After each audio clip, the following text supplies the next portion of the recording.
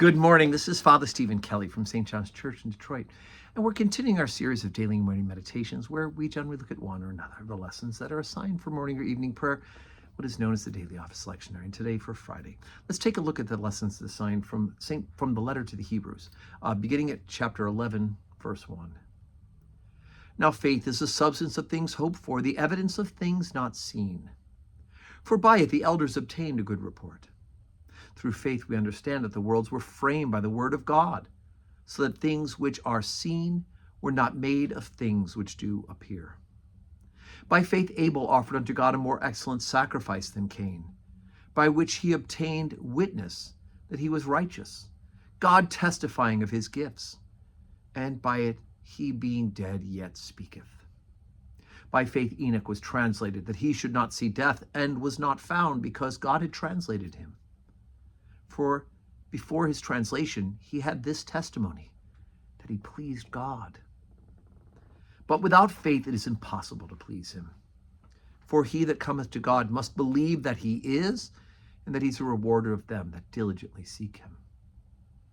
By faith Noah, being warned of God of things not seen as yet, moved with fear, prepared an ark to the saving of his house, by the which he condemned the world, and became heir of the righteousness which is by faith. By faith Abraham, when he was called to go out into a place which he should receive after for an inheritance, obeyed, and he went out, not knowing whither he went.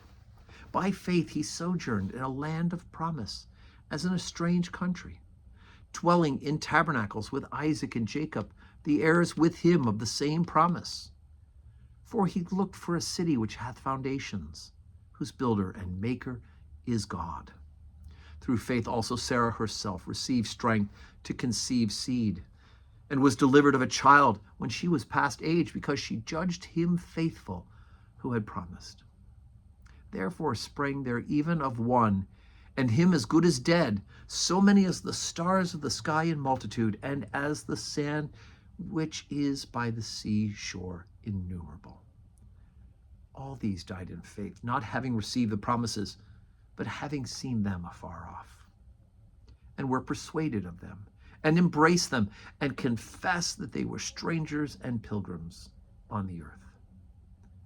For they that say such things declare plainly that they seek a country. And truly, if they had been mindful of that country from whence they came out, they might have had opportunity to have returned. But now they desire a better country, that is, an heavenly. Wherefore God is not ashamed to be called their God, for he hath prepared for them a city. Okay, so the great first part of this chapter, the 11th chapter of the letter to the Hebrews, where we talk about what it means by faith, right? It's the substance of things hoped for, right? What is faith? It's the substance of things hoped for, the evidence of things not seen. And he goes on for this litany of all the people who, by faith, proved their worthiness to God, right? Abel and Enoch and Noah and Abraham and Sarah. All of these people believe God, and they sought to do God's will.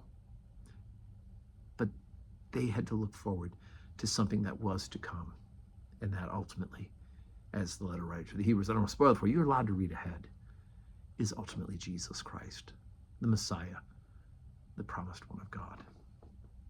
So today's Friday. No public worship today at St. John's Church, but we're going to be saying our prayers, I hope, right? We should be praying morning and evening, and everywhere in between we get a moment to shoot up a quick prayer. Thanks be to God. Blessed be God forever.